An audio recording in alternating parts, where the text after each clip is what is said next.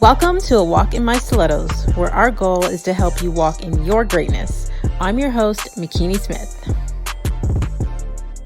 Hey, Faith Walkers. Thank you for joining us on the A Walk in My Stilettos podcast, where we have conversations with amazing women that are letting us step into their shoes.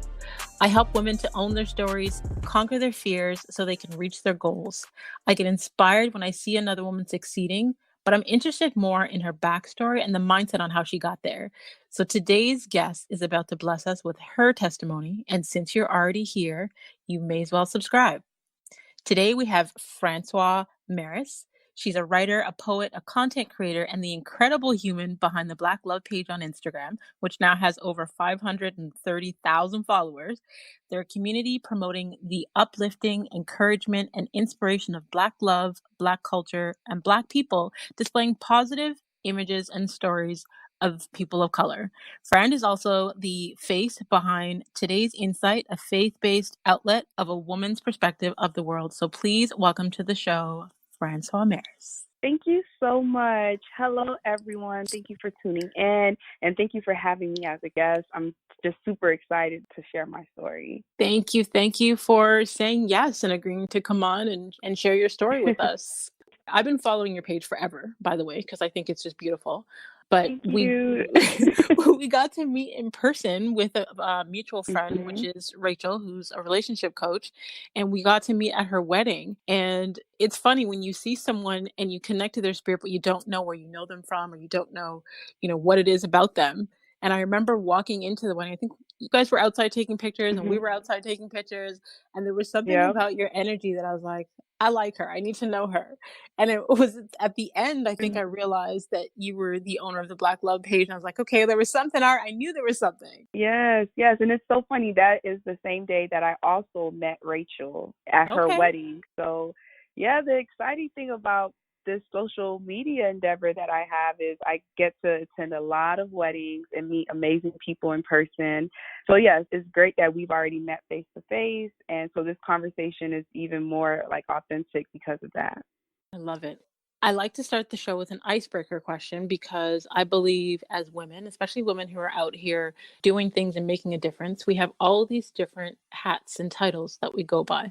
But I feel like a title that is not given enough significance is our name, because our names have meaning. So my first question to you, Francois, is do you know what your name means? Yeah, well, I can tell you the story behind my name. So I love this question. I am Haitian American. And so my grandfather, he passed away 2 days before I was born. So out of respect for my grandfather, my mother and father decided to name me after my grandfather. So the name Francois is unisex. So Francois without the E at the end makes it masculine, and with the E at the end makes it feminine. So my name is Francoise, but I don't expect people to always have in their voice. So, so yeah, my name is Francoise, and I am named after my grandfather. From what I know, he was an amazing person. Everyone loves him. I always hear great things about him. And so I know the meaning behind my name in terms of how I got my name, and it means so much to my family. Beautiful. That's a beautiful story. My condolences to losing your grandfather, but that's a beautiful tribute to take on his name and to carry on that legacy. So when I Googled it, there was different meanings, but Francois meant free man or free one. So you're free. I like that. Every time someone says your name, spirit. they're saying you're free. There you go. See, I love it. I love it. Oh, thanks for that. Though I had no clue, but it's so funny because when I describe myself to people without even knowing the meaning of my name, I'm always like, yeah, I'm a free spirit. I just go with the flow. And so now there's truth to that even more because of my name. They're affirming that every time someone says your name. Awesome. Love it. Yes. I'd love to know what you wanted to be when you were a little girl. Growing up, I always wanted to be a best-selling author. Being a writer, until this day in my adult life, that is one of my aspirations, is to become like a best-selling author. And that's what I've always wanted to be since I was like 9 years old. I was the kid running around writing short stories and poems and telling people, hey, read this, what do you think? So yeah, that's what I've always wanted to be. I love it. I've got those same dreams, girl. Yes, Okay, we're so working towards it. exactly, exactly. We're manifesting. It's going to happen. I believe it. Mhm. So then I guess my next question is, how did the Black Love page come about?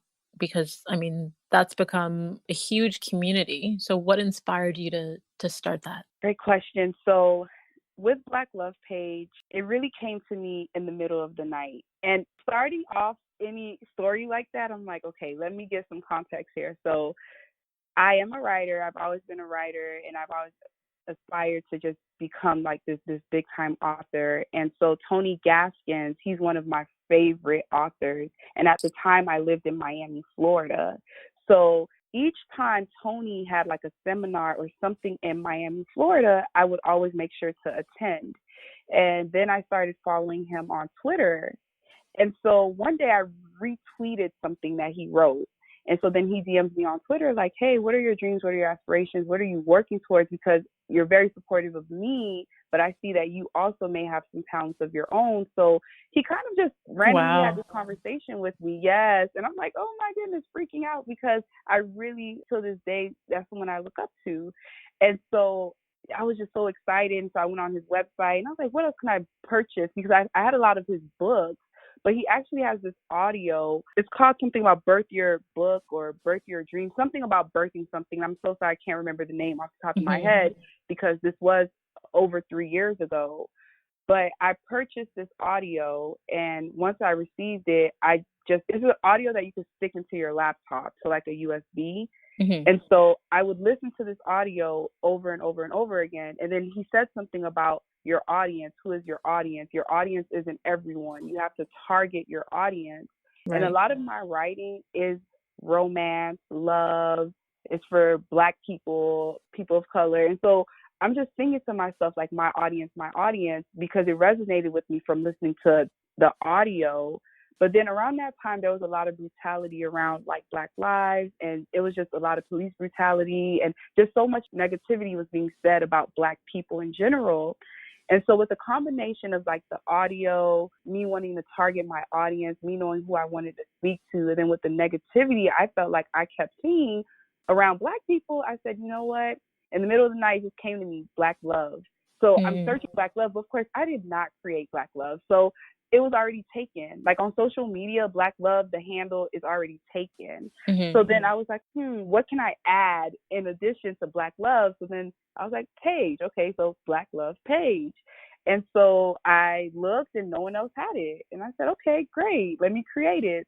From there, I got all the handles, got the domain. Mind you, I didn't have a plan. I just knew I liked the name and I Mhm. knew that I wanted to reach people. So I just secured my handles. And that's advice that I tell people up front all the time. If you think of something, you may not have the full vision for it, but secure the name. Mhm. Secure the name in terms of social media, in terms of the domain, and then go from there. Of course, then, do the right steps and trademark and LLC and things like that. But you have to move quickly, especially now when we live in a day and age where everyone is active on social media.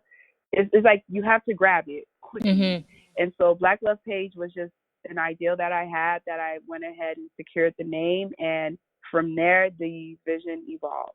It evolved quickly and it's become, Yeah. like I said, you guys have currently over like what 530,000 followers. So what started the How page did that going happen? viral? Like, Okay, definitely. I'll give my viral tips.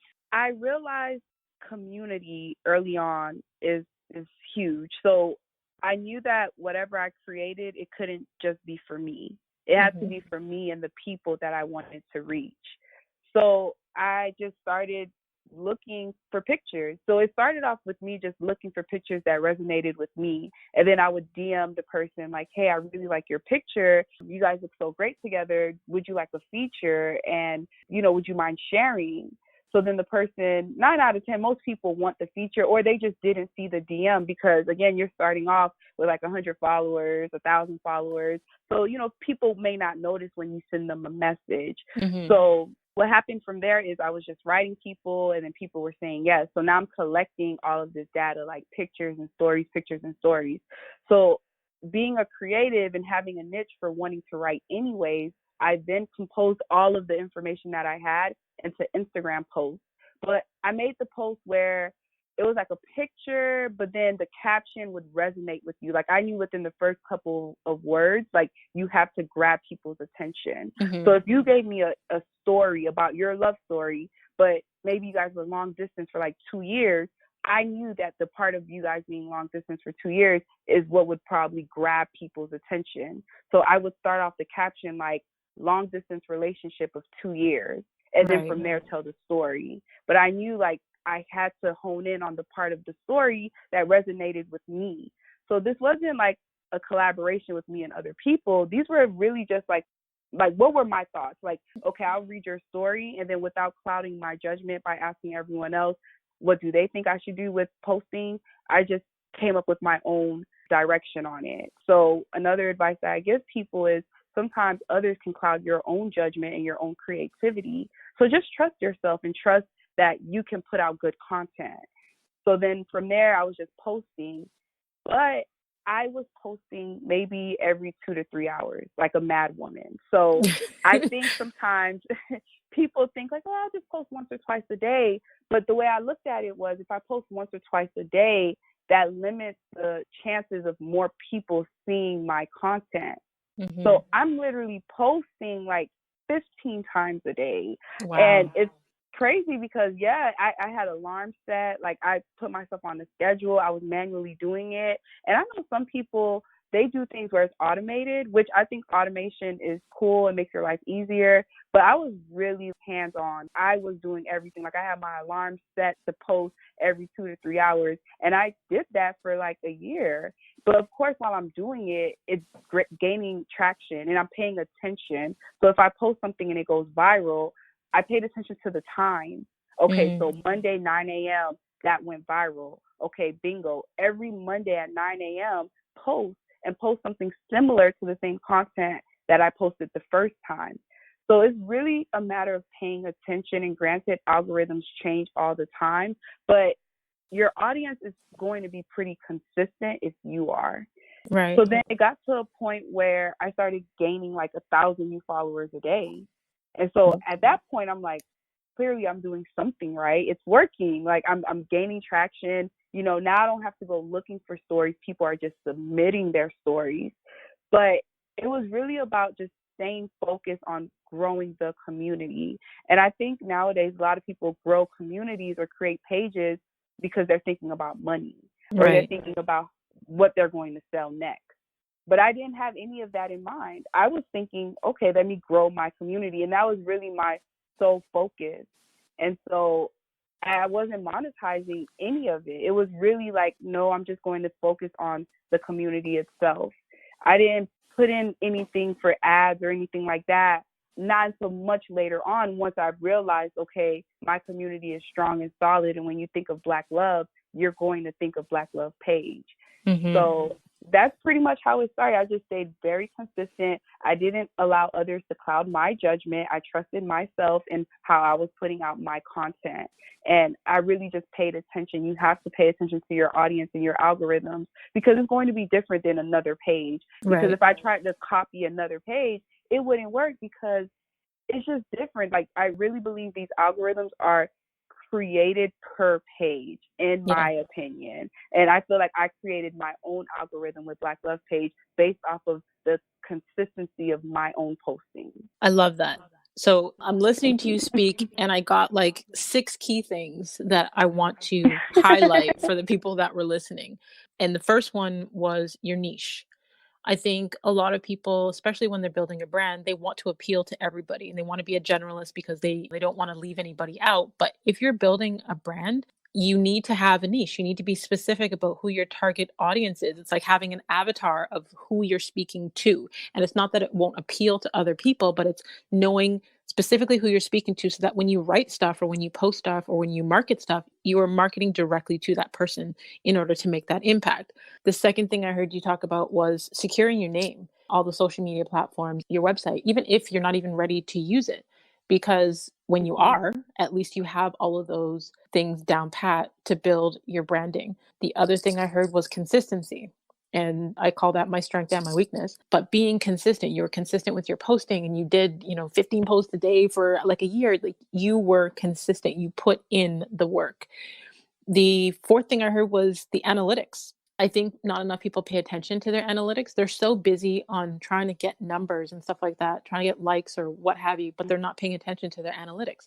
Your analytics will give you information to make it easier for you. It will tell you when your audience is on or what your audience looks like and, what they like versus what they don't like. Paying attention to that so you can provide more of that value of what it is that they're looking for that you have. And then the fifth thing I heard was community, which is huge. And I think that sometimes, especially if you're building a personal brand, people forget that. But when you have a themed page, building that community of people who are even advocates for your page, because I think before I even knew who you were, what your page was about, I loved the positive imagery and I was sharing and spreading the information about your page to other people. And then the last thing I heard was you were doing all of this and it wasn't monetizing at first. And I think people need to understand doing something for a cause versus doing something for cash, because there's actually a study done where people who get paid to do something actually put in less effort than the people who are doing it for a cause. So it's finding something that speaks to you, speaks to your soul and your spirit, that you can be passionate about, that when you put in that work, it makes you feel good. It's more than just about the money. So I loved everything you just said. Thank you. No, and you said everything right on, and you articulated it so well. And especially the last part, you have to do it for a cause before you do it for any cash, I guess. Cause before cash. So, and it's true. And people can see when you're trying to sell them something. I'm huge on don't sell people on anything. Really, truly share a cause that you believe in, that you're passionate about, and everything else will literally chase you. Yep. When you're providing value and you're making an impact. Yes. Yes. So what inspires you the most about what you do? What inspires me the most are the love stories. I will say that when I created Black Love Page, I was in love. I was dating someone and we broke up. Long story short, we broke up and I was heartbroken, the ugly cry, I can't sleep at night. I went through all of that. But the love stories that I was reading from people submitting, that really motivates me and keeps me inspired that, you know what, I had love, it went away, it didn't work, but I know too my love story is still being written. And so a lot of people actually didn't know this, that I am single, and it doesn't deter me in any way from Black love. If anything, it motivates me every single day, every single post, that all of us deserve to have that love. And it'll come in due time. So the stories motivate me every single day. I think that is absolutely beautiful, and I can totally relate. I mean, whew, I can say that. So I when know. when we met in Houston at Rachel's wedding, I was with a guy that I thought I was going to be with forever, and we were blessed where you allowed us to do lives on the Black Love page, and you featured us on the Black Love page, and everyone, like, we had such amazing feedback about it. I gained a lot of followers that were interested in our love. And he left. It didn't work out. And yes, it does hurt. I did the ugly cry for months.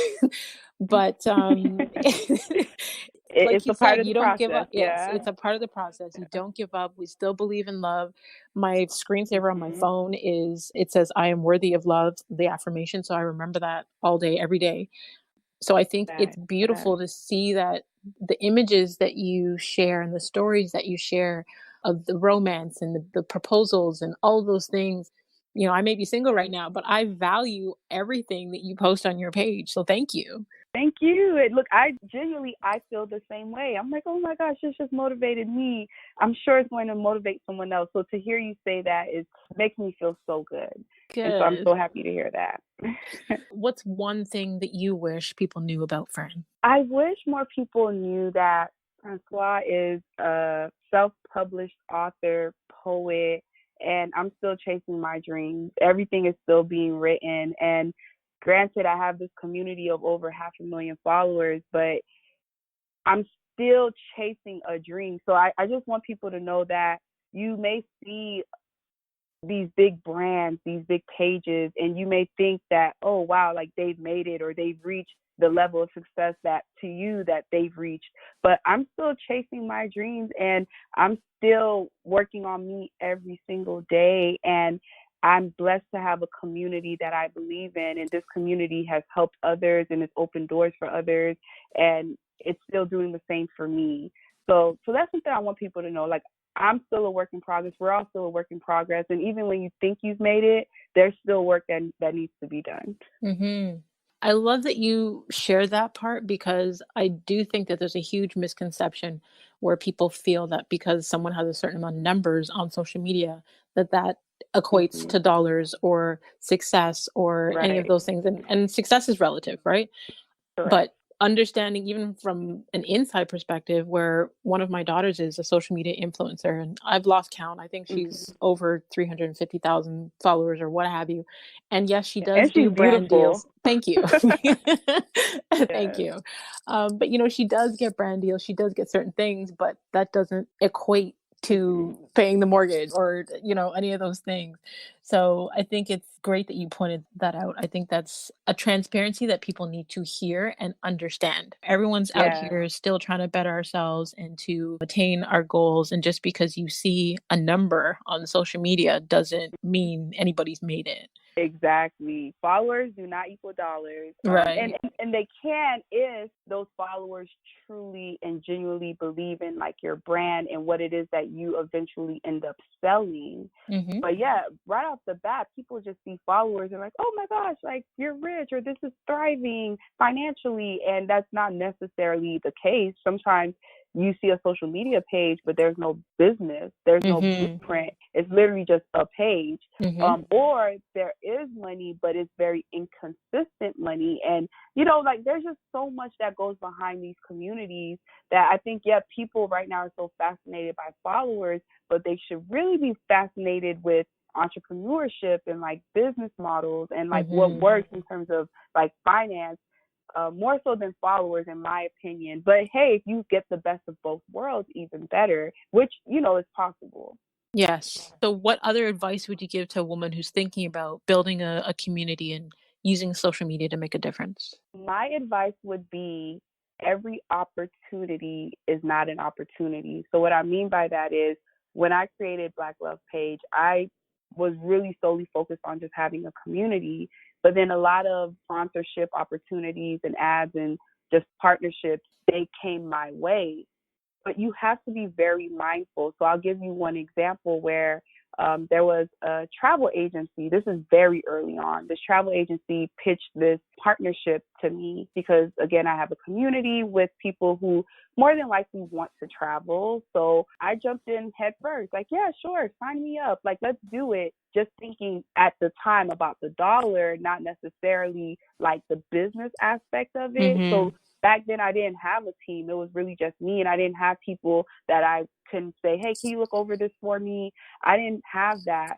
Long story short, that person actually ended up going out of business. People made a lot of complaints against that company through the Better Business Bureau. She just wasn't really an honest person. And Mm-hmm. so then my followers came back to me like, hey, I signed up for this through you. Like, because Black Love Page endorsed this, Right. I trusted it, and it didn't work, and they took my money, and I'm upset. Granted, a lot of people got their money back, and I'm so happy about that part of it, but my name was affiliated with Right. something negative. And from that moment, I told myself it's not about every single opportunity saying yes. It's about really deciding and doing your research and having other people, having other set of eyes look at it. And so my advice ultimately is be careful, be cautious, because if you lose your community, if you lose their trust, anything that you try to sell them afterwards or share with them afterwards that's genuine or pure, they're going to be very hesitant about it. Yes. And that can actually tarnish your brand.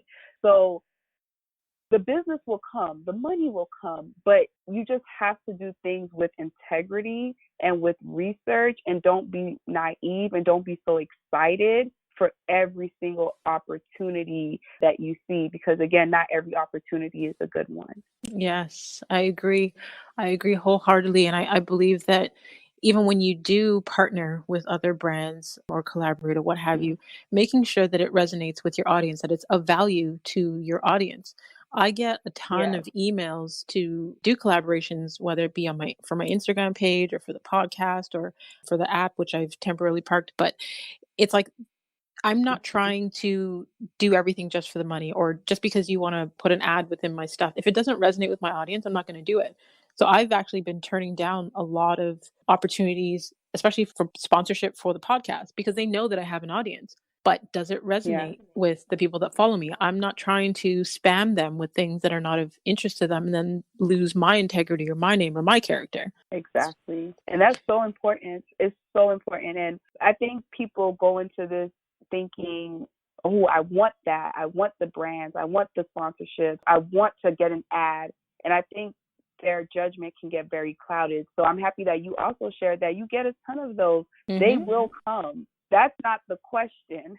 Mhm. The question is the quality and, and then does it make sense for you and your community? I think even when I started the podcast, that was something that was big for me because I wasn't even certain where I was going with the podcast. It definitely took on a life of its own, and I'm blessed for the direction that it's taken. But when it came to having guests on the show, I was getting tons of pitches from PR trying to pitch their clients to have them on the show. And it's like, well, one, you've never listened to it. Two, you're strictly trying Mhm. to pitch whatever it is that you're selling. And that's not what the show is about. The show is about women who are making a difference and are open to sharing the adversities that they've gone through to get there. So I've turned Yeah. down 99% of the PR pitches that have come to me to have their clients on the Wow. show because it doesn't appeal to my audience. Wow. That is, you said 99%. I need people to hear this. Like, exactly. Yeah, my focus is to provide an impact. And as much as I would like this to turn around and monetize way beyond my wildest dreams, I am Mhm. building the trust of the people who tune in and listen. They're here to hear your stories. They're here to be uplifted and get encouragement. And if I start pitching them and having people come on the show that are only on to sell their products, like this is not an infomercial. Right, exactly. Yeah. Just It's like keeping it a real. another self pitch. Yeah. Exactly. No, keep it real. Exactly. So again, it's not a matter of will you get that person an interview or will you be able to get that ad or a sponsorship. You will, but okay, quality. So hmm So we know about the success of the community that you're building online and the things that you're doing. So what adversities have you had to experience to get to where you are today? So the adversities that I experienced to get here are basically having a solid team. I've worked with people who have come and gone and for different reasons, but I've always been the person where I like having the same group of people around me from beginning to end. But in business and when you become that boss, there's going to be turnover. It's hmm inevitable. And so that adversity in terms of like getting people, training them, letting them in, and then they may not stay, which is okay. That's life itself. And then also learning how to say no, learning how to even let my friends know, like, hey, yes, you're my friend, but this is a business pitch that you're sending me. So I need you to go through the channels of sending it to me like a business. And so just, just setting those boundaries, saying no, working with different people, all of that was just so new to me because right before my eyes, my hobby manifested into my business. And I had to learn and I had to learn quickly how to operate like the boss because although I didn't go into it looking for that title, that is what happened. Just those things alone were the biggest hurdles that I had to face. And it's made me much better, much stronger, tougher skin. It comes hmm with it. And I'm happy. I'm happy in the space that I'm in right now. Mm. And you spoke to how your hobby turned into your business.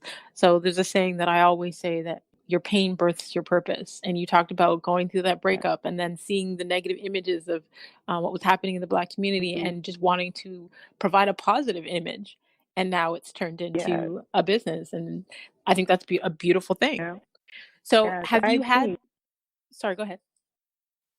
No, no, I was just gonna say hmm I agree. Just let things manifest on its own. Sometimes hmm like we have a plan, but there's a destiny for you, and your destiny is going to unfold if you just stay still. Sometimes just let everything around you, happen, and you stand still, and then your dreams will manifest right before your eyes. Of course, you do some work with that, but we all have a destiny that's already waiting for us. Mm-hmm. As you say that, I even get goosebumps because that makes me think of my current personal situation where, of course, with the breakup, I was totally devastated and I was a hot mess. But me remembering my faith and me knowing that God has a plan for me and knowing what his destiny is for me and just being still and allowing things to move and allowing things to happen. And at the same time, working on myself and working on my business so that I can continue to manifest great things. Yes. And that's something I believe we both have in common, because when I went through my breakup, I was like, I am running a whole page about love and Black love, and I just lost my Black love. No, but you keep going. The chaos is happening around you, but you keep going. You stand still, keep your head down. And yeah, when you look back up, everything will be okay again. It's strengthening that resilience muscle. And one thing that I've found in common with a lot of the conversations that I've had with women who are successful is these obstacles and these things will continue to happen, but it's your ability to get back up and to keep moving that will determine how successful you are in whatever it is that you're pursuing, because no one is exempt from struggle. It's how we've learned to cope with it. The higher you go, the more things are going to happen, but you're equipped to be able to handle it so that you can continue to move forward and push through. And that's the special sauce. That's literally what it is. Like you said, no one's exempt from it. You're not exempt. It's going to happen. But then it's like, okay, how are you going to react to that? So, yeah. Have you had any coaches or mentors that have helped you along the way? Yes, I currently have a mentor right now. First, Tony Gaskins. I always keep in touch with him. So I do these check-ins with him, even if it's like every 6 months, because he's super busy. So it's not like, he's my personal coach. I always give Tony updates because I do hold the fact that going to his seminars, and mind you, it was the same seminar. So I was going to the same thing over and over again. And I would even bring my friends with me when I was going to Tony's seminars. But each time something new resonated with me. Right. And then eventually it caught his attention that, hey, I have a loyal supporter. Let me reach out to her. And just little things like that, being able to support someone else in their journey could unfold your journey in the same token. So definitely just doing my little check-ins with him here and there whenever I can do that. And then right now I have a mentor. His name is Charles. And he's my mentor because he's completely opposite of me. He's not in my space or my realm. He doesn't even understand how I grew my community to where it is. But Charles, he actually is amazing with Facebook ads and then just finding your purpose in life. He's well educated, and he actually left corporate to chase his own entrepreneur dreams and goals and aspirations. So I think sometimes people want mentors and coaches that look like them, act like them, on the same path as them. But I actually found the most useful information for me in my journey through people who, with Tony, he's a best-selling author, and I aspire to do that. But he gave me tips and advice that were outside of that, which led me to build my community. With Charles, he gives me advice on just business. I know social media and how to grow followers and things like that, but he knows business. Right. And he knows how to make a living 100% just off of your business. And so that's what he's been teaching me. So yes, it's very important to have coaches, people you can trust, people who don't want anything from you in return, people who, you can be very transparent and vulnerable. And by the end of the call, it just stays between you two, right. And that's so important, especially as you get bigger and your brand gets more known. You really need people you can trust, and then people who don't want anything from you in return. And it's a genuine coach relationship where I want you to get to this next level, and how can we help you get there? So yeah, it's very important. So there's a couple things that you said in the beginning when you talked about going to the Tony Gaskin events, the same event over and over again. And as people, especially over the age of, I believe, 25, we learn in two ways. One is repetition, and the other is like a huge emotional bang, which is usually negative and considered trauma. But the repetition side of it, Because, like you said, every time you went, you heard something different that resonated with you. Even if we are listening to the same audio, the same podcast, the same whatever it is over and over and over again, because the way that our brains work, we're listening, we're paying attention, we tap out for a second, we have a side thought, we come back in, we're listening, side thought, come back in. If you listen to it over and over again, you will tap into things you didn't hear the first time. You missed it the first time. You weren't paying attention to that point the first time. So that's the beauty of repetition. So good on you for that. And then the other thing where you talked about having coaches that don't look like you. I think that is a big one, especially for me, because that's been life-changing. So one of my philosophies is not to take advice from people that you wouldn't want to switch places with. So I don't ask certain people for their advice because I don't want it.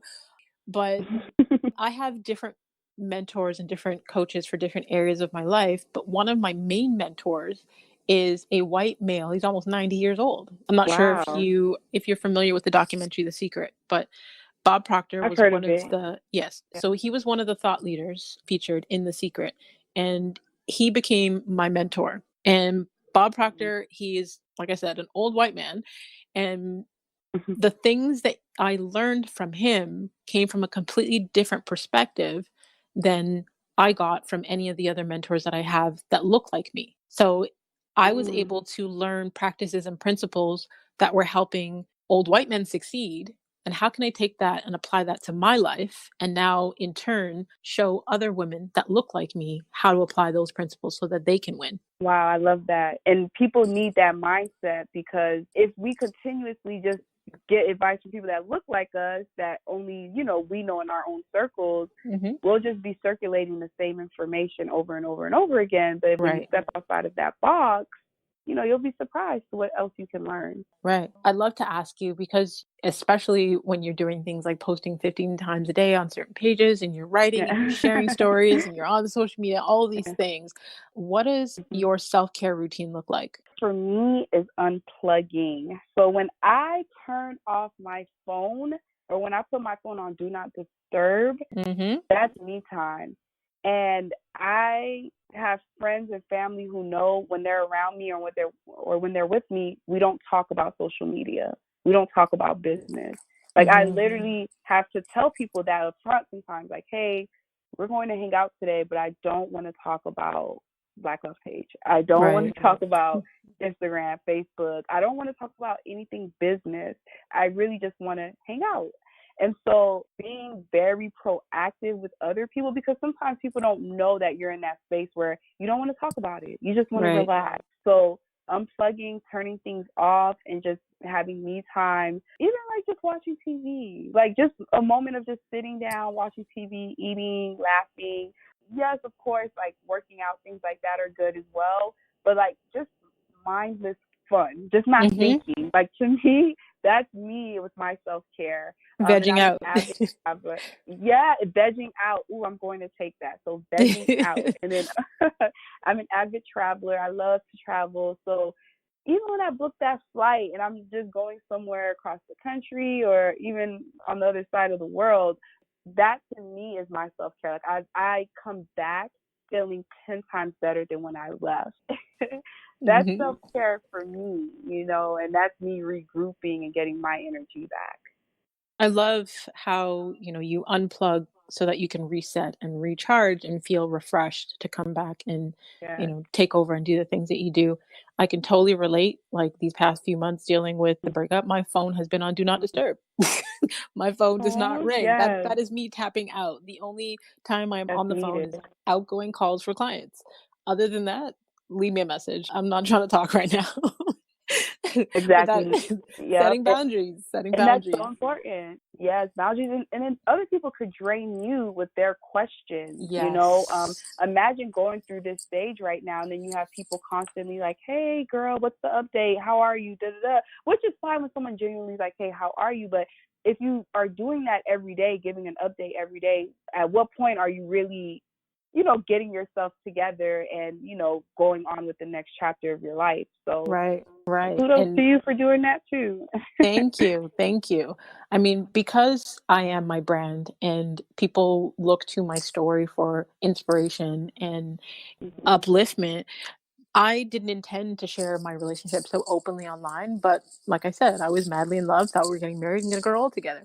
So when that ended, I am the type of person where I need to process and heal before I share things with those, I guess, in my community. And I prefer Mhm. to share my scars and not my scabs. So if something is fresh and I'm still emotionally dealing with it, you will not see it online. I'm not that person. I don't want to be in my Mhm. feelings posts. Same So here. I'm the same way. I'm the same way. yes, I need yeah, to process. yes, exactly. So it took me about 3 months of processing, or maybe even four, before I posted anything, just saying that the relationship ended because I was getting a flood of DMs saying, "Hey, we haven't seen any couples pictures lately. Like, what's going on?" And I'm thinking, I don't want to talk about this, and I don't want to talk about this with you because I don't know you. So, like you said, setting that boundary and unplugging. So now that I've had months to process and I'm no longer, I'm going to say, as emotional as I was in the beginning, I made a post Mhm. recently just letting people know that it ended. And I received more DMs than I had comments on the post. And I don't feel like repeating myself or explaining myself Right. to the entire community. And, I appreciate the support, but I'm just letting you know that we are no longer together. And I think that it would have been quite triggering if I had done that in the beginning when I was still in my feelings. So I think it's important to know yourself and to set your boundaries and know your Yeah. limits. So, I love the community of people that care for me and are there for me, but I don't Mhm. owe anyone an explanation as to why we're not together. And I was with someone that Yeah. I loved for years and I respect him still, regardless if we're not together. So, yeah. I love that, and the fact that you said know yourself, because Hmm. everyone feels so differently. Some people, while they're still processing, they're jumping on social media, they're talking to people, Hmm. they're really like so involved that it's like, okay, are you looking for help right now? And that's fine because that's dumb, but you have to know yourself. And I Hmm. think you and I can actually really relate on the fact that we need to process. Like I need to process this, Hmm. then I'll talk about it. Right. Exactly. Yeah. Exactly. So there's a common question that I love to ask all the women that come on the show. And I came Mhm. across this article on Reader's Digest that basically says that your favorite type of shoe says a lot about your personality. And it's no surprise that I love stilettos, hence the brand. So, my question to you is, what is your favorite type of shoe? Is it like a high heel boot, a running shoe, a walking shoe, a pump, I don't know, a wedge, a mule, stiletto, flip flop? What's your favorite type of shoe? Ooh. Ooh, I like this. So it depends which Francois you're getting. So so what I will say, Monday through Friday, I'm a flat kind of girl. I wear flats actually throughout the week. I'm so chill and dressed down. Like when it's time to dress up, it's like a task. It's a lot of Hmm. work for me. But when I do, I love to grab my stilettos. I am also a stiletto girl, and that is me on the weekends or to like a special event or something like that. Okay. So it says, Yes. if you're someone who always turns to flats, we know that you work your butt off behind the scenes to ensure that there's always a perfectly finished product. And the best part is you're so humble that you don't require any attention or recognition of your efforts. The flat wearer is focused, very modest, and generous. They're often the woman doing all of the work in the world. They're the ones behind the scenes making the entire engine run. Does that sound like you? Oh my goodness. That is me. That is me. Oh my, the part about not looking for recognition. Yeah. When I tell you running Black Love Page was the biggest secret that I ever kept, I like remember when I I met was you, you're not. like, "I don't want anybody to know."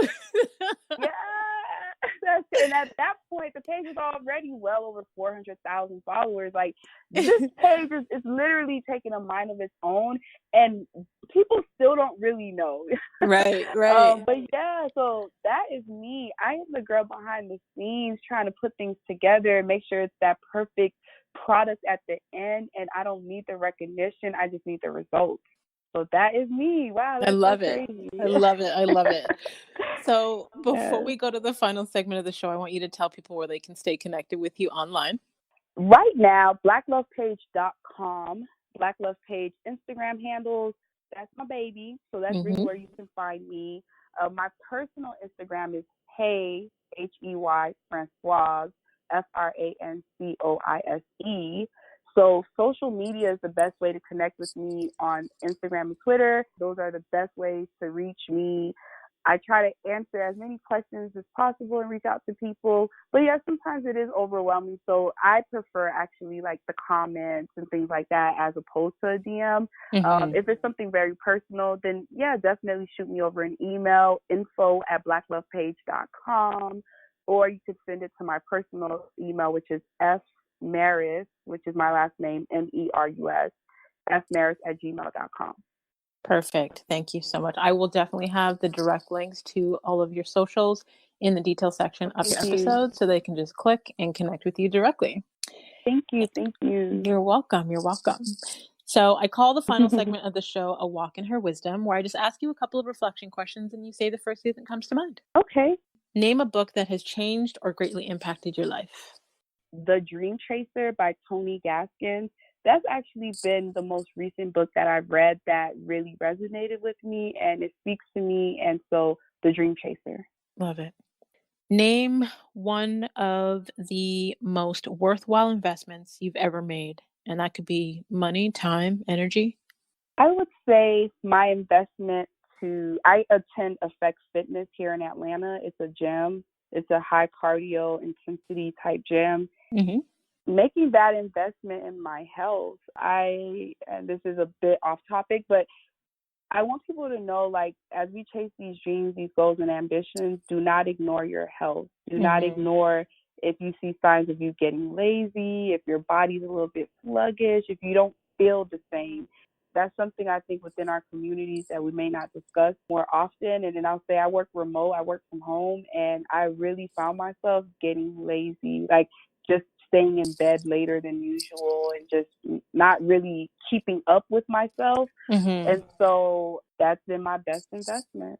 Love it. What new belief, behavior, or habit has improved your life in the last 5 years? What's really helped me is I'm in a space right now of collaboration. And it's really helped me. And being open with people and meeting new people, networking with people, meeting people in general has really changed my life in terms of like my travels and just my perspectives on things. I'm someone being a writer where I was always in my own way, always in my own thought. Never really like I'll seek out information when I wanted to seek out the information, but what about when the information's seeking you?